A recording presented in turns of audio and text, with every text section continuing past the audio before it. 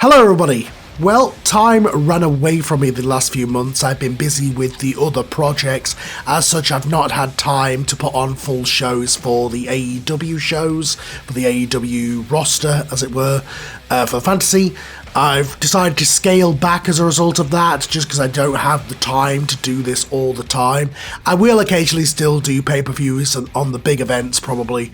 When it's the big pay-per-view events, you'll still see AEW.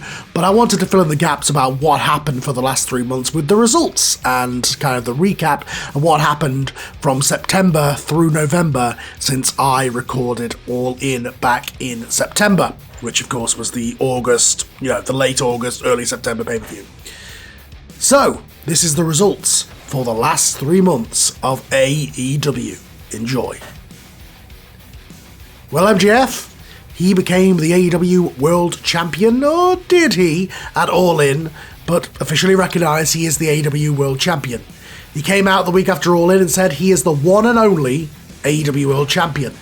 Mr. Johnson then came out and publicly endorsed him, saying that the mess that was the second match made it null and void. It never happened. MJF is your new and still AEW champion.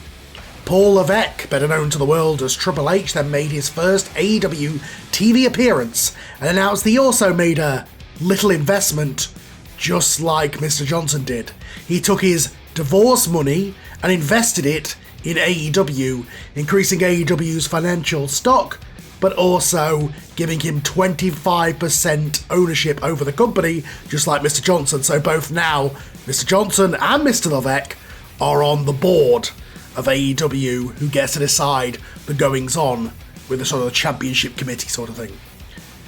Mr. Levesque then also said he will allow MJF to remain the champion, but says he will defend the title at Grand Slam against the winner of tonight's main event 4-way. Mr. Johnson was not very happy with this and said, "Let me remind you of something, Paul. Every time I've played your game, I won in the end." To which Mr. Levesque replied, "We'll see, Mr. Hollywood." Alex Shelley then came out later on the show and said he would cash in his title shot for any title he chose. Of course, he won that casino gauntlet match, and he could cash in on any championship that he wanted, even become the world champion.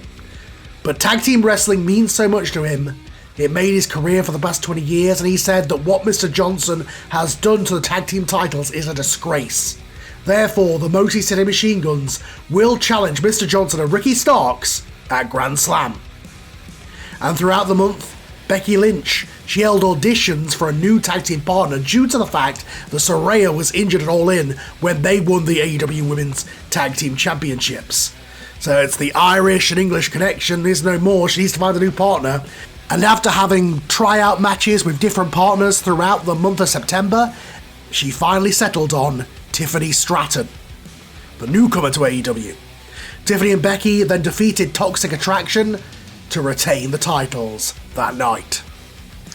Also, during the month of September, Stone Cold Steve Austin came out to reveal that he has a special role in AEW.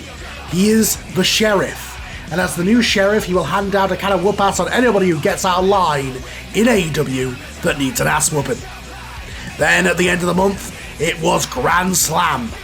Becky Lynch and Tiffany Stratton defeated Mandy Rose and Jacy Jayne to again retain the AEW Women's Tag Team titles.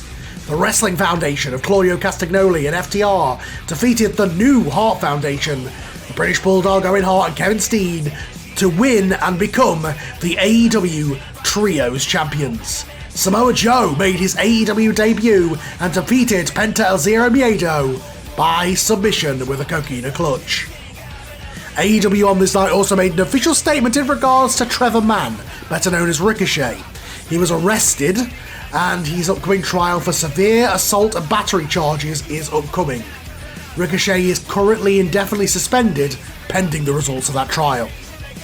Athena then defeated Kaylee Ray. Christian Cage defeated the Macho Man, Randy Savage, via brass knuckles to retain the TNT Championship. And the Motor City Machine Guns then got their title shot against Ricky Starks and Mr. Johnson, and would win the AEW World Tag Team titles when Alex Shelley would pin Ricky Starks with a cradle choke. And in the main event, MJF defeated Bryan Danielson in 41 minutes and 43 seconds, and how the match this was, to retain the AEW World Championship. We then move on to October, the AEW Dynamite special of Halloween Havoc.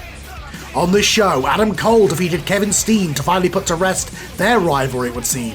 The Motor City Machine Guns defended their tag team titles against Ricky Starks and his partner of Mr. Johnson's choosing, a strange choice in Mil Mortez.